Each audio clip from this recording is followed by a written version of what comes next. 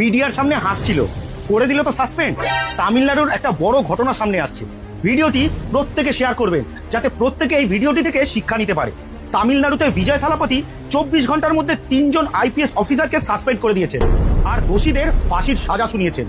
এই ঘটনাটা হচ্ছে তামিলনাড়ুর কোয়েম্বাটুর অঞ্চলে। সেখানে এক ক্লাস 4-এ পড়া 10 বছরের বাচ্চা, যে ঠিকমতো পৃথিবীটাকেও দেখে ওঠেনি, একদিন সে স্কুলে যাওয়ার জন্য বাড়ি থেকে রওনা দেয়, কিন্তু রাস্তায় কিছু অপহরণকারীরা তাকে অপহরণ করে। অনেকক্ষণ খোঁজাখুঁজি করার পর সেই বাচ্চার মৃতদেহ একটা ঝিলের পাড়ে পড়ে থাকতে দেখা যায়। একটা রিপোর্টে বলা হয়েছে যে প্রথমে এই বাচ্চাটাকে অপহরণ করা হয়েছে, আর তারপর এই বাচ্চাটার সাথে ভুলভাল কাজকর্ম করা হয়েছে, আর তারপর তাকে হত্যা করা হয়। এই ঘটনার পর সমগ্র এলাকার মানুষ ভীষণ উত্তেজিত হয়ে পড়ে, আর সমগ্র মানুষ ন্যায় বিচার চায়।